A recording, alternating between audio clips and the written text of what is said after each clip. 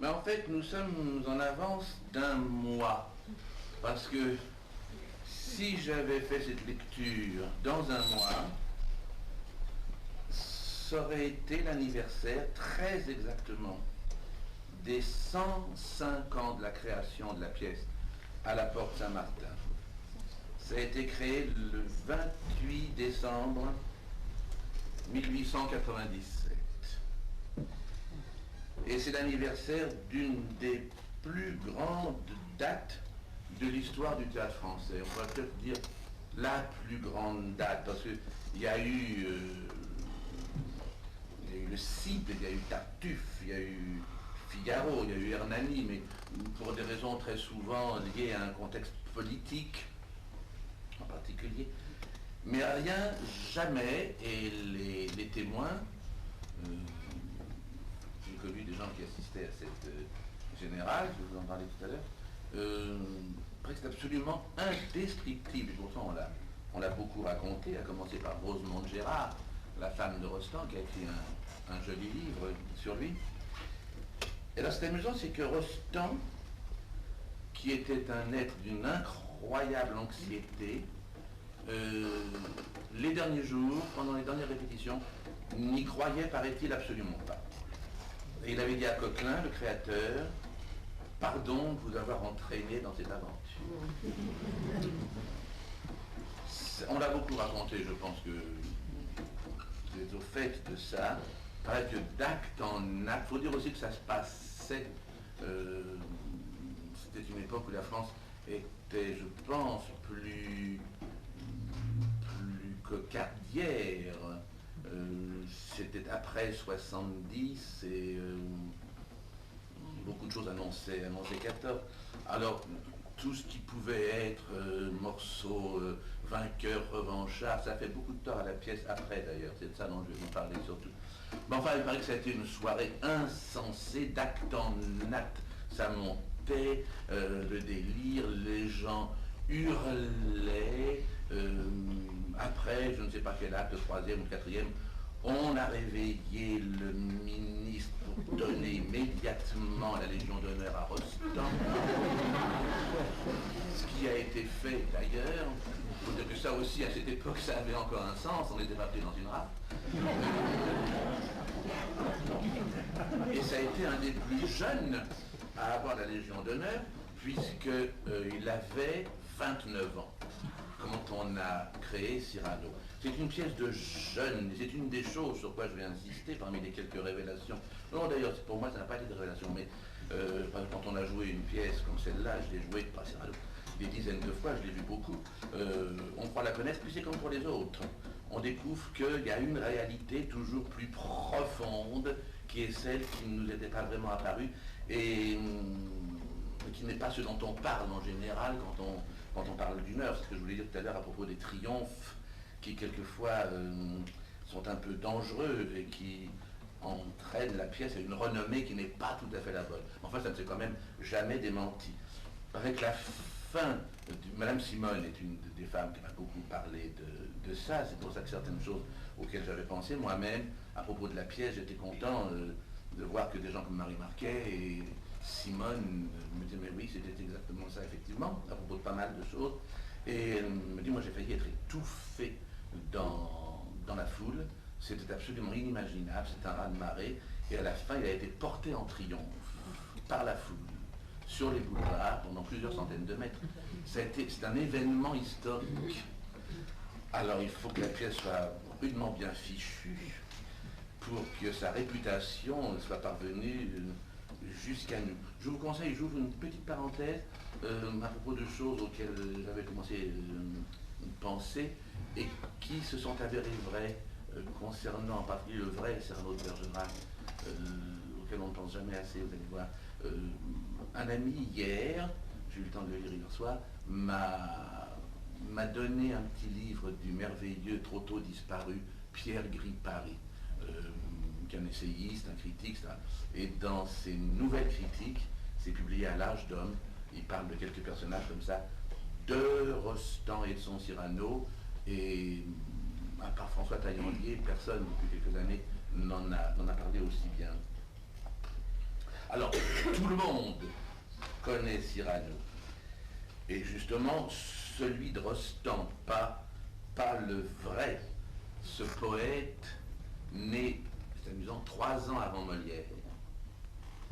Et on y reviendra forcément, parce que c'est pas comme ça un nom qu'il a pris pour s'amuser, et puis là, non. Tout est fidèle. Et un degré absolument insensé. Je me souviens que Simone, justement, m'avait dit, il a fait des recherches extraordinaires. C'était un méticuleux Rostand. Et on y arrivera tout à l'heure. Et même dans une époque comme la nôtre, il faut bien le dire, avant tout, d'inculture et de matérialisme, eh ben ça dit encore quelque chose à presque tout le monde. Et quand j'ai interrogé mes élèves au moment de préparer ce dernier cycle de lecture, je fait moi des listes de ce que vous aimeriez entendre, tous. Oui, je tousse moi-même avec assez de perte. Ah, faut prendre une décision. Prendre une décision, tout de suite. Si vous voulez que je reste aussi affable. Ce qui est ma vraie nature. Alors, ils ont tous voulu Cyrano, ils vont l'avoir. 40 ans après la création, la pièce entrait, donc en 1938, au Théâtre Français, avec André Bruno, qui était un merveilleux acteur, qui était absolument pas Cyrano. Il était idéalement Ragueneau. Naturellement, il avait les moyens de l'époque, les moyens de ça. On va parler de tout ça, vous allez voir. Comme j'ai fait beaucoup de coupures en ma pièce, c'est pour cause, je peux vous dire en quoi ces coupures étaient nécessaires et mettent en valeur l'essentiel, qu'on oublie quelquefois. Cela dit, moi j'ai eu le privilège, pas forcément là le privilège de l'âge, beaucoup d'entre vous l'ont eu aussi, de voir la soirée d'adieu d'André Bruno, où il avait rejoué le dernier acte. Alors naturellement, c'est toujours émouvant quand quelqu'un qui a 60 ans de plus que le rôle rejoue un des grands rôles de sa carrière, et en particulier ce dernier acte auquel a abouti la pièce. Pas seulement parce qu'il est le dernier, mais parce qu'il a été écrite pour ça. Et c'était merveilleux, donnant temps de se dire j'aurais entendu quand même Bruno là-dedans. Mais ce n'était pas du tout le personnage. Le jouait pas très bien d'ailleurs, d'après ce que me disait toujours, moi j'aimais Marie Marquet et Simone, on en a reparlé plus d'une fois. Tous les comédiens ont voulu jouer. Presque tous ont eu tort. Car aucun, je ne parle pas naturellement, certains blancs-becs de la dernière pluie, là, qui ont été aspergés de gens qui n'auraient même pas pu jouer un tire-laine au premier acte. Non, je parle de gens qui étaient des comédiens, des Victor Français, il y en a une ribambelle, à Paris, en province et ailleurs. Et Gino Servi ridicule au cinéma, et Claude Dauphin complètement absent au cinéma aussi. Et on ne peut pas être réellement, totalement satisfaisant dans Cyrano. C'est impossible. Alors, je ne parle pas de ceux qui le jouent trop vieux, ceux qui sont trop lourds, ceux qui n'ont aucun moyen lyrique et qui s'en vantent. Ceux qui jouaient ça en valet de comédie, et pas en très bon valet de comédie d'ailleurs. Ceux qui étaient pâles ou artificiels, extérieurs ou géniaux. Bref, on a eu tout. Et ne parlons pas si, parce que justement, c'était grave, du dernier film qui était un massacre de l'œuvre, massacre d'interprétation, et en particulier le cher Gérard Depardieu, c'était le commencement de la déconfiture, qui aurait pu éventuellement jouer Carbon de Casteljaloux, mais Cyrano, quand on connaît la pièce, c'est le contraire. Et comme c'est un personnage merveilleux, enfin c'était, et comme il était vedette à ce moment-là, alors ça a aggravé encore le fameux malentendu. Je pense, impossible bien sûr, ça sont des rêves, mais René Simon, qui avait le génie des distributions, qui avait le génie tout court, pour un personnage comme Don Juan, justement, disait aussi, sont des rôles injouables par un seul homme. Si on voulait extraire de tout le rôle, de ce parcours d'une vie, plus les symboles, plus les réalités, plus le génie de l'auteur que son œuvre dépasse très souvent, il faudrait un acteur par acte. Et il nous avait fait un jour une démonstration de ce qu'aurait pu être Don Juan, joué au premier acte par un petit blondin, au deuxième acte, je ne sais plus, c'était Clarion, etc., pour terminer par Charles Laughton. Et c'est ça, bien sûr, un parcours de rôle. C'est pour ça que moi j'en ai vu beaucoup, vous savez, des Cyrano. J'ai joué à côté de certains, ceux-là vous m'oubliez. Il faudrait un mélange. Je vais vous en citer trois, là, comme ça, puis je vous dirai après celui, vous allez bien sûr, qui aurait été pour moi l'idéal et que j'ai vu à Versailles. Ceux que j'aurais réunis volontiers, eh ben, un peu Bruno, bien sûr, s'il avait eu un autre physique et une autre taille et un autre âge, bon, mais pour cette espèce de timbre nasal qui était le prototype du rôle, Escande. Escande qui avait été un De Guiche sublime, il était mieux dans De Guiche que dans Cyrano, mais il en avait, lui, justement, le lyrisme, etc. Et puis, le seul que j'ai vu qui ait eu l'émotion, pas une émotion feinte, hein, c'est pas un mélo, Cyrano. Bon, c'était Jean Martinelli. Et c'est celui qui, au dernier acte en particulier, était le plus convaincant. Et en parlant comme ça du fait qu'il faudrait plusieurs interprètes, on se rapproche déjà ici du vrai sujet de l'œuvre.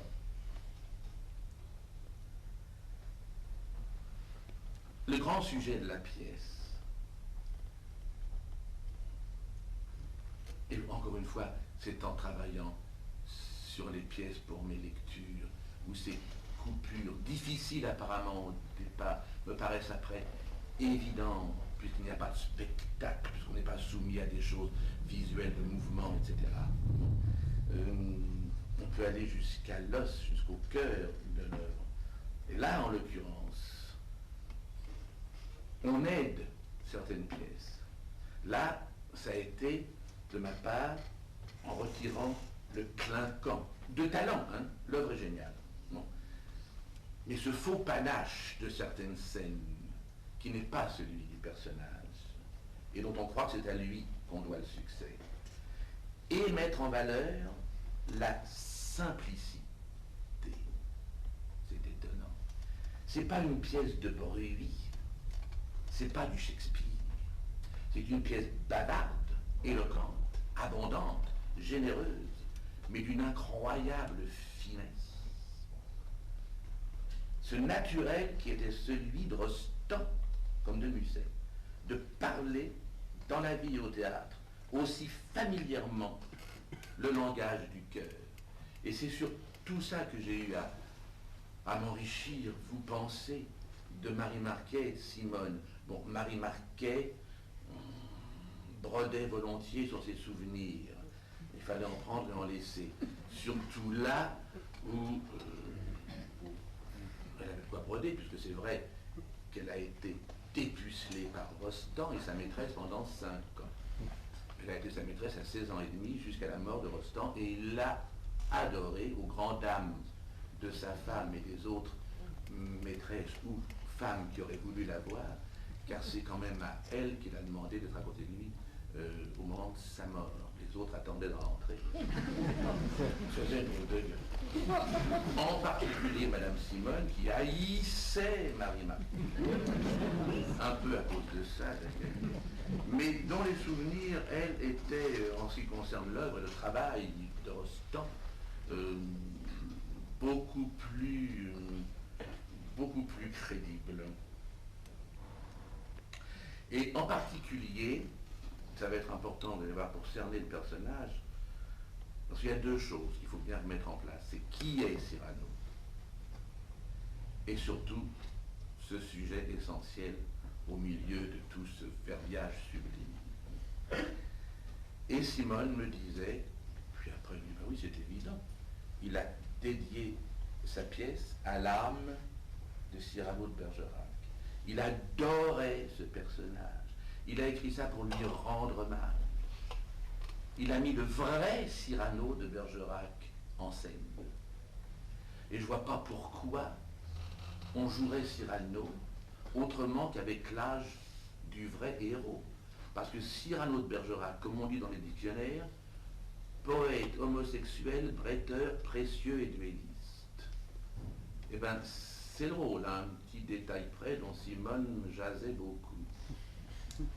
C'est vrai qu'il avait un nez bien plus incroyable encore que tout ce qu'on a pu voir au théâtre, où les gens qui jouent ça veulent bien se défigurer, mais à moitié seulement. Il paraît qu'il avait c'était presque Elephant Man, il avait une espèce de trompe comme ça, le vrai Cyrano. C'est vrai que la bataille avec les 100 hommes, elle a existé.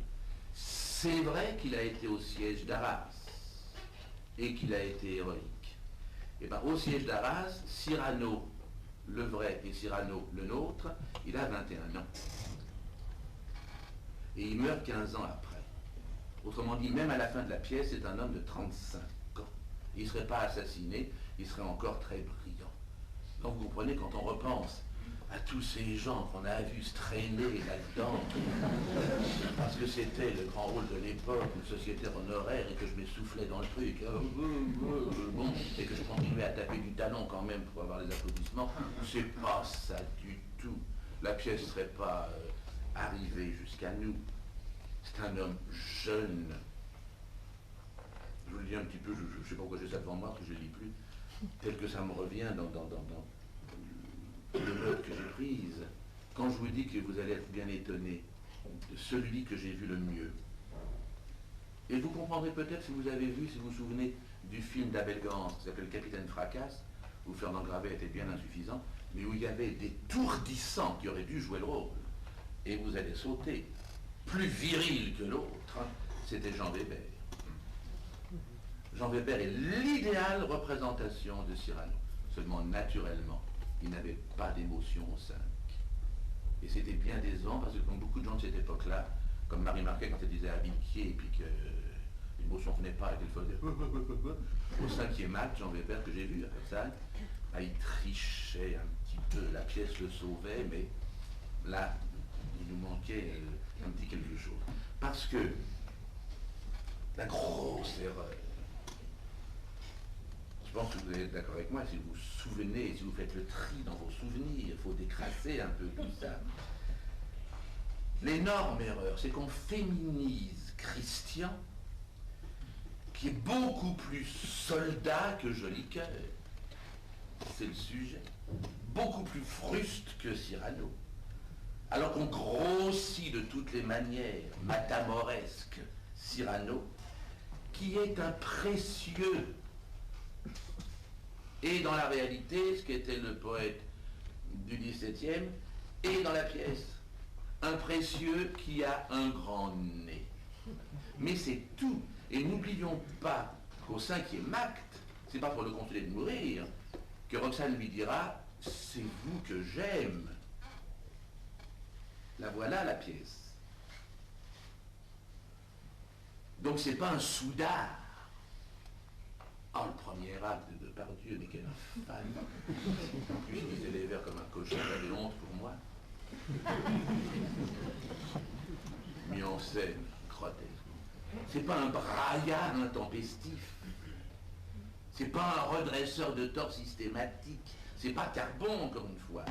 C'est un poète. Qu'est-ce qu'il faut pour pouvoir jouer Cyrano? La jeunesse, la poésie, l'amoureux. Et l'amoureux tel qu'était, c'est pour ça que Weber était si bien. Cyrano, ça pouvait être, s'il acceptait d'être à quelqu'un, comme il le dit, un mignon. Ses favoris, qui étaient de redoutables prêteurs, effectivement, des pourfendeurs de tout sexe. Pas du tout des personnages qui s'évanouissent sur les coussins. C'est un personnage qui est fin, Cyrano. C'est un délicieux sale gosse. Souvenez-vous, vous allez l'entendre, car celle-là je l'ai gardée, de la scène entre Roxane et lui au 2e acte. Quand il lui dit, oh, tu te souviens, quand on était petit, etc., t'arrivais toujours, c'était toujours des blagues écorchées de partout, etc. C'était le mot. Il n'aurait jamais pu jouer ça, parce qu'il n'avait aucun moyen, ça aurait été beaucoup trop court, il se serait étouffé à la fin du 3e vers. Un peu Gérard Philippe, l'enfant enfant la tulipe. On est beaucoup plus proche du vrai héros avec tous ces... Ah, je vous dis, fallait-il que la pièce du ressort, hein. Il est fin, j'espère que vous le sentirez, il est délicat, il est désinvolte, il est élégant. C'est pas Porthos, hein. C'est Aramis ou Saint-Marc. C'est pas Coconas, naturellement. Et on est beaucoup plus proche, n'oubliez pas. On retrouve tout ce côté mignard dans ce qu'était Rostand. Il y avait une telle peur, me disait Marie Marquet, il me disait, tu diras partout hein, que je t'ai bien... Parce qu'il n'avait qu'une peur, c'est qu'on croit qu'il avait une virilité un peu fragile. Car il s'est mis tout entier là-dedans aussi, bien sûr. On sent derrière tout ça, on sent l'époque proustienne, on sent Henri de Régnier, on sent tout ça. Personnage raffiné, chevaleresque. Il serait italien, ce serait le descendant d'Orazio ou de Lelio. Bon. Et puis surtout amoureux. Ça, j'en ai pas vu beaucoup qui étaient amoureux. Ils disaient, oui, je vais te faire tes vers, je vais te faire ça, j'aime bien Roxane, etc. Mais sur le culture en plan. Il a une sensibilité à fleur de peau. Et s'il n'était pas délicieux comme ça, avec toutes ces tirades où il dit le fait à tout le monde, bon, ben, il serait vite antipathique. C'est ce qui se passait dans le film. Enfin, pour moi, lui qui se quittait sa gueule, ce gros type, qu'est-ce que c'est? Et si la pièce a duré, j'en suis sûr, c'est à cause de ça, même quand on n'en est pas toujours rendu compte. Parce que c'est ce qui, derrière n'importe quelle représentation de Cyrano, c'est ce qui bouleverse chacun, derrière les grandes envolées et le lyrisme de la pièce, derrière tous ces éclaboussements cocasses, souvent de mots, de rimes, de rythmes, de trouvailles, il y a derrière la cantilène, il y a Verlaine derrière Banville. On pourrait dire, et Dieu sait que j'adore Bizet, qui a du génie, mais il y a Fauré aussi, derrière Bizet. Très important. Alors l'essentiel de l'œuvre, justement, bien sûr l'héroïsme, bien sûr, mais dans sa dédicace, il dit, je dédie ce poème à l'âme de Cyrano. Bien sûr l'héroïsme et l'esprit, naturellement, mais avant tout l'amour, à la puissance d'un chant, comme disait Valérie, et l'âme, qui est partout. Une pièce d'amour et de mort. Et avant de l'attaquer, je vais encore une fois souligner justement l'essentiel, en dépit de sa grandeur, sa noblesse, sa vraie originalité, au cœur de ce verbe subtil, on est loin de la boursouflure de Hugo, cette musique nouvelle qui contient en elle-même l'émotion, eh bien c'est l'ambiguïté, la rareté, la passion, l'ardeur des rapports entre les trois personnages, cet amour à trois, si l'on peut dire, cette fusion du corps et de l'esprit, introuvable idéalement en un seul être, et que Christian et Cyrano vont offrir à Roxane. Les rapports entre ces deux êtres sont ce qu'il y a de plus beau dans l'œuvre. Et Pierre Gripari, dont je vous parlais tout à l'heure, m'a révélé une chose parce que je pensais que ça n'existe nulle part ailleurs. Cette connivence, cette conscience de cet amour double, c'est bouleversant. Il n'y en a pas un qui écrit, puis l'autre qui va prendre le PC sur le balcon. Ça va beaucoup plus loin. Et Gripari dit, il n'y a qu'un autre exemple, et c'est vrai, sous des aspects différents. C'est Vautrin et Lucien de Rubempré. Vous voyez, quand on creuse, on trouve. Alors, encore une fois, les grands amours vivent d'empêchement. La mort prolongera celui de Christian, et la révélation de celui de Cyrano lui donnera son épanouissement final.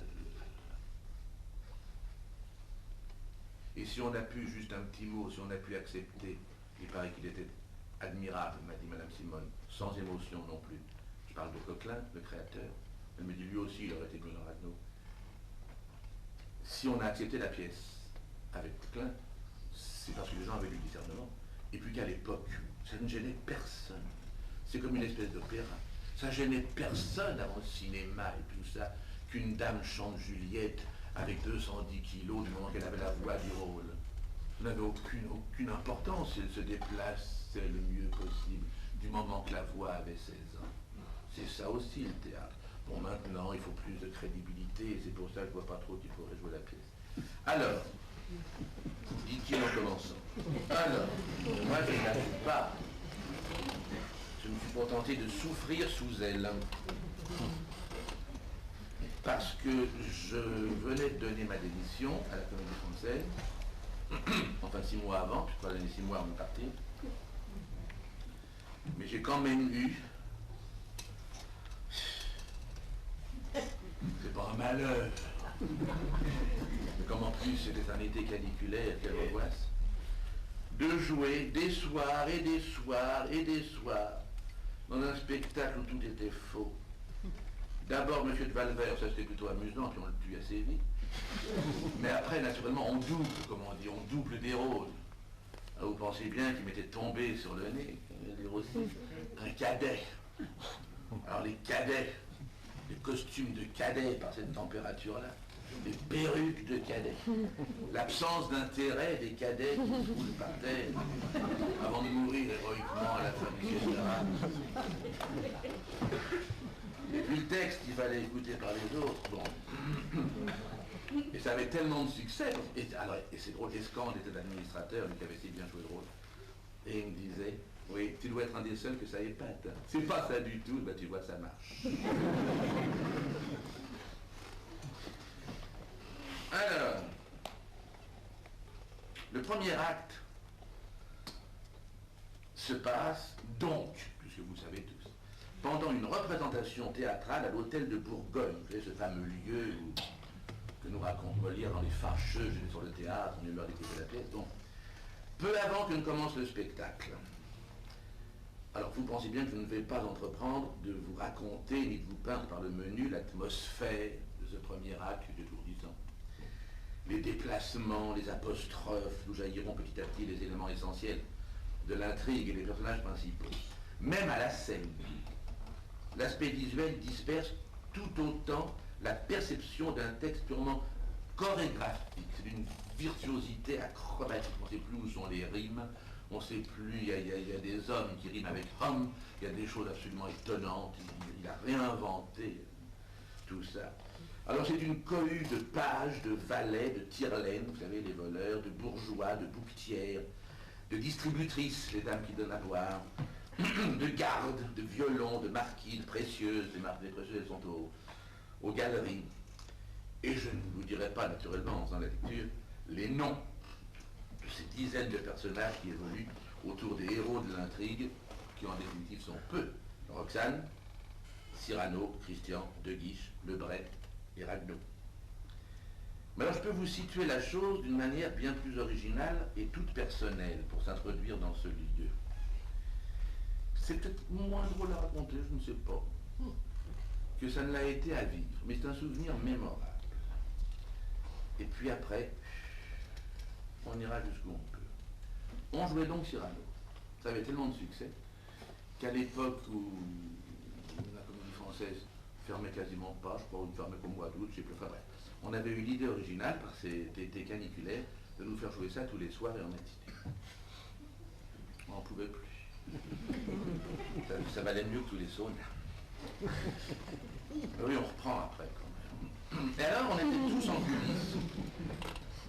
Les coulisses de ce premier acte, c'est absolument extravagant, parce qu'il y a en scène, je n'exagère pas, plus des figurants qu'on met partout, même sinon rien à faire, qui passent, ça bouge, ça remue. Je me souviens des répétitions. C'est Charon qui avait repris, en la changeant à peine, une enseigne de Dux, qui lui-même l'avait reprise de je ne sais qui, enfin bon. Et pour être sûr de s'y retrouver, le cher Jacques, aux répétitions, c'est abominable, on aurait dit un marché de bestiaux. Tous les petits rôles, on avait épargné ça aux tenants, les rôles plus importants, avaient d'énormes numéros ici. Et on nous dirigeait, le 9, tu passes derrière le 6, 25, lève un bras, 32, tu sors de l'autre côté, mais pas devant 14, attention. Ça nous mettait tout de suite dans l'atmosphère. Et puis alors, quand on n'était plus des numéros, mais qu'on devenait des simili-humains, alors les entrées au premier acte, c'est Alain Fédot, Il y avait Alain Fesneau dans tout ça, heureusement qu'il était là. Mon Dieu, on a pu rire grâce à lui. Bon. Et attention, on entend des clistères, tout le monde est prêt, parce que c'était vraiment... Ça venait de partout, il y avait des régisseurs de tous les côtés, toutes les portes s'ouvraient. Allez, bon, hop, hop, hop, en coulisses, le cher Lucien Pascal, qui était là, on faisait des gestes insensés. On était dans deux espèces d'états de fébrilité épouvantables. Donc, en fait, pour rentrer, il dit « Bonjour Marquis, ah, toi la plus belle, mais avant, t'as... » Tout le monde se tamponnait, c'était une horreur. Alors, on était là, regardez à vous, avec nos dentelles, nos plumes, nos cannes. Bon. Et ça durait un bon moment, ça. Jusqu'au moment où, en principe, tout le monde est entré. Ça faisait plus de 100 personnes, hein. Oh oui, bien sûr. Bon. Par ceux qu'on gardait par pitié, qui ne pouvaient plus avancer. Donc, il y avait une vieille dame qui s'appelait Madame Clary Montal, mais comme tout le monde l'aimait bien, on l'avait habillée en duègne, mais elle n'entrait pas. Vous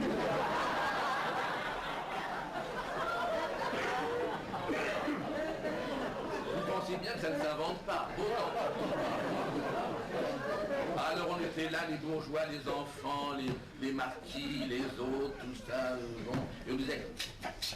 Et là, en scène, on entendait en principe, « Hé, vous, chevaux légers, voilà, le parterre, là, tout les coupés, là, vous voyez, tout ça, bon, ah là, pour là-haut, perruque, là, les lustres, là, bon. » On entendait tout ça vaguement, jusqu'au moment où on savait qu'on allait nous faire...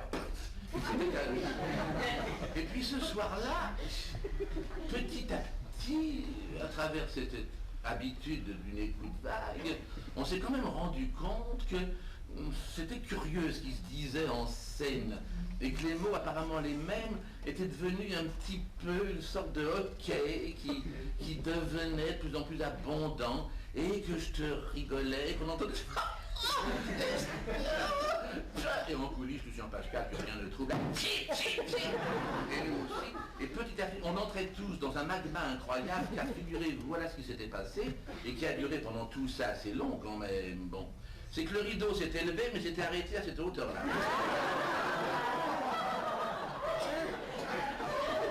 Je vois que c'est drôle aussi à si bien qu'au fur et à mesure, on faisait tous notre entrée, comme on l'aurait fait d'habitude, comme ça. Et toi, Marquis, pour regarder la salle, et toi, et comme ça était visible. Alors on faisait semblant, les gens voyaient ça, je suppose. Et il n'est venu l'idée à personne à ce moment-là de dire « Belle idée de mise en scène ». C'est-à-dire que maintenant, ce serait possible, peut-être, dans un théâtre subventionné. Je peux pourtant vous dire qu'on se demandait jusqu'à quand ça allait durer, parce que personne ne pouvait prendre sur soi d'arrêter la pièce et de ressortir. Alors on continuait. Et quoi, nous arrivons à c'était des drapiers, les gens disaient, rien d'entendre. Ce rideau épais, il avait des pieds. C'est ce qui continuait à voir d'ailleurs quelquefois après quand le rideau était levé, selon les interprètes. Jusqu'au moment où... Alors je pense que le technicien, c'est pas le hasard, puisqu'il n'existe pas, je pense que le technicien s'était dit, tant qu'à faire, attendons le moment où ça sera logique. Alors il y a un personnage qui arrive, et c'est de là qu'on va partir, qui entre en disant, c'était fait d'eau, mais octane naturellement, disant, nous arrivons devant...